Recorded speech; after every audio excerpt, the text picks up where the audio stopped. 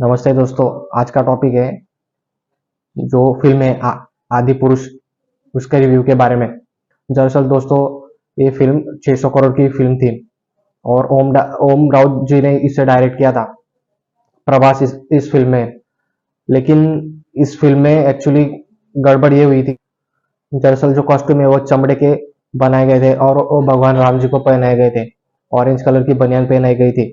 इसलिए कुछ फिल्में ऐसी होती है जिसके सेंटिमेंट्स बहुत गहरे होते हैं और इस सिचुएशंस में आप उनको चेंजेस नहीं कर सकते हैं। कुछ गाइडेंस लेकर फिल्म बनाई जाती थी तो बहुत अच्छा होता था। और जो मेघनाथ जी है उनको तो पूरे शरीर पे टैटू दिखाई दिए गए। और इस सिनेरियोज में आपने देखा होगा कि किसी के भी सिर के ऊपर मुकुट नहीं है। ना रावण के सिर के ऊपर मुकुट है, ना राम जी के सिर के ऊपर मुकुट है, ना मेघनाथ जी के सिर के ऊपर मुकुट है। वीएफएक्स में एकदम थर्ड क्लास क्वालिटी की वीएफएक्स है। जैसे कि कोई हॉलीवुड की मूवी हो और उसे कार्टून के जरिए उसे मिक्स करके बनाया गया हो। जो इफेक्ट है, जो मेहनत है, वो दिखाई नहीं दी गई है इस फिल्म में। दोस्तों, दरअसल इस फिल्म को हॉलीवुड के फिल्म से कंपेयर करने की कोशिश की थी। जो वीएफएक्स के जो एक्सपर्ट लोग हैं, उन्होंने जो गेम ऑफ थ्रोन्स, ढेर सारी हॉलीवुड फिल्म्स को स्टडी किया और उसके जैसा बनाने का प्रयास किया। मगर जैसा कि मैं पहले भी कहा कि कुछ फिल्म ऐसे होती है जिनकी संवेदनाओं से आप खिलवाड़ नहीं कर सकते। डायलॉग्स भी एकदम बुरी बुरी तरीके से है और मॉडर्नाइजेशन के चक्कर में ये फिल्म पूरी तरह से पीट चुकी है। लेकिन इस फिल्म ने एक महत्वपूर्ण काम किया कि जो लेफ्ट विंग है और राइट विंग है वो दोनों एक हो गए और इस फिल्म के बारे में खुलकर चर्चा करने लग गए। इसलिए क्योंकि इस फिल्म में जो लेवल चाहिए था, जो स्टैंडर्डनेस चाहिए था, वो नहीं था।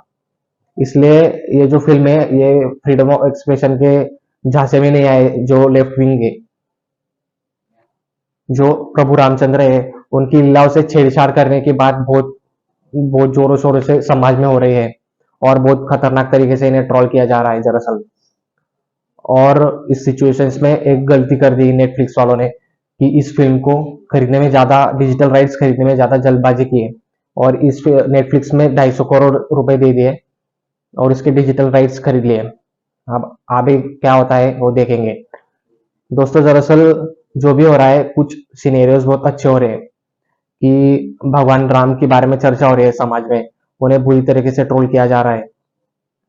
और ये भी एक सीन होता है, एक पिक्चर होता है और जो एटमॉस्फेयर होता है देश का, वो भी स्टडी करने को मिलता है कि देश का जो हिंदू है वो जागरूक हो चुका है अब धर्म के प्रति।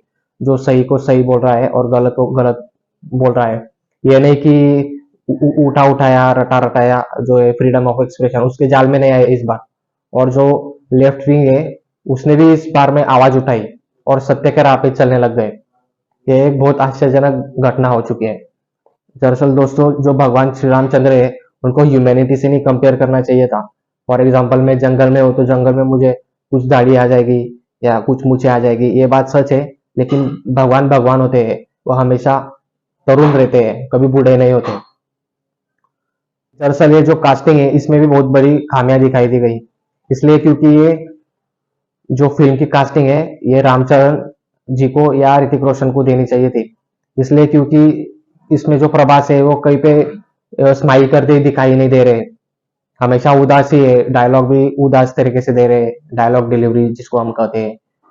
हमेशा जो सिनेरियो, जो प्रसन्नता दिखनी चाहिए थी, वो भी प्रसन्नता इसमें दिखाई नहीं गई है।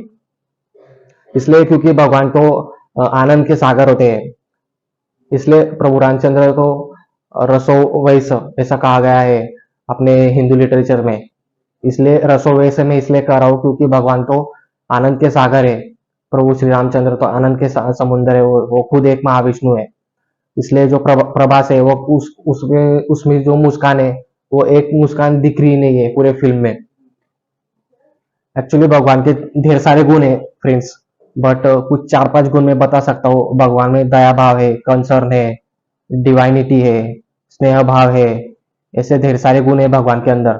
बट इस सिचुएशन में जो कास्ट किया है, जिस सिचुएशन में और जो रूप से निखारना चाहिए था भगवान श्री रामचंद्र को, वो इसमें पूरी तरीके से फेल हो चुके हैं। उसमें एक गट्स नहीं है उस कास्ट में कि इनको वैसे बनाया सके। ऐसे प्रभु रामचंद्र है या वो जिंदा रहते तो कैसे रहते थे, ऐसे इनमें दिखाने में जो है फिल्म पूरी तरीके से फॉल्स हो गई है। जैसे कि दोस्तों मैंने पहले कहा था कि भगवान को मूछें लगानी नहीं चाहिए थी। इसलिए क्योंकि भगवान जो है ये हमेशा तरुण रहते हैं और भगवान भगवान होते हैं, उसकी कंपैरिजन कभी भी मनुष्य से नहीं करनी चाहिए थी।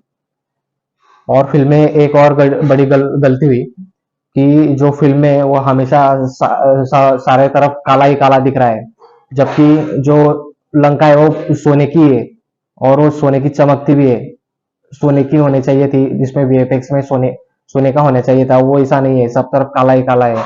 युद्ध जो है पुराने जमाने में वो सूर्योदय से युद्ध चालू होता था और सूर्यास्त होते ही युद्ध खत्म हो जाता था, शंख बजते थे दोनों तरफ से। बट यहाँ पर तो सूर्यास्त होने के बाद में युद्ध चल रहा है और अंधेरे में ही युद्ध चल रहा है सब तरफ। बिल्कुल जो होना चाहिए था वीएफएक्स में, जो वो जो हार्डवर्क है वो नहीं हो रहा है। और रावण रावण की तो स्पाइस कट दिखाई दी गई है एक फुटबॉलर की तरह, और दाढ़ी दिखाई दी गई है, जैसे कि मुकुट होना चाहिए था। एक पूरा लंकाधिपति रावण, वो कैसा भी हो, उसको सोना बहुत प्रिय था, मुकुट इसमें दिखाई दिया नहीं है।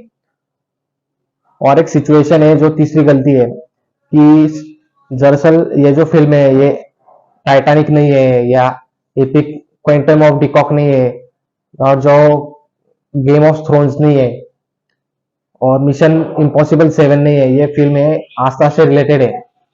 ये फिल्म तो गलत बन गई, लेकिन अब बच्चों को ये गलत फिल्म दिखाना और भी डेंजरस है, इसलिए ये फिल्म बच्चों को बिल्कुल दिखानी नहीं चाहिए थी और बिल्कुल दिखाएंगे भी नहीं तो कोई भी भारतीय, ऐसा मुझे लगता है। और चौथी गलती इसमें है कि जो डायलॉग बनाए हैं मनोज मुंतशिर साहब ने, वो बहुत घटिया तरीके से डायलॉग दिखाए गए हैं कि तेल तेरे बाप का, लंका तेरे बाप की, अब आग तो जलेगी ना। ये भी एक मतलब चीफ लेवल का जिसे बोलते हैं टपोरी लेवल के डायलॉग्स इसमें डाले गए। और जो मेघनाथ जी है वो हनुमान जी को बोल रहे हैं, बहुत खराब तरीके से उनकी इज्जत ले रहे हैं, ये भी पब्लिक ने नोटिस किया। हनुमान जी का जो कैरेक्टर है वो बहुत पवित्र कैरेक्टर है, उसमें एक डायलॉग है, मैं आपकी जला दूंगा, लेकिन क्या जला दूंगा, या अभिमान जला दूंगा या लंका जला दूंगा। तो ये जो सिचुएशंस है इसको कंप्लीट नहीं किया है, इसको टपोरी लेवल पर लगा दिया है। इसलिए इस फिल्म को मेरा मुझे ऐसा लगता है कि ये फिल्म पिटनी चाहिए थी और ये पीट भी चुकी है। तो आशा करते हैं दोस्तों आपको मेरा वीडियो अच्छा लगा होगा, तो प्लीज लाइक एंड सब्सक्राइब करें।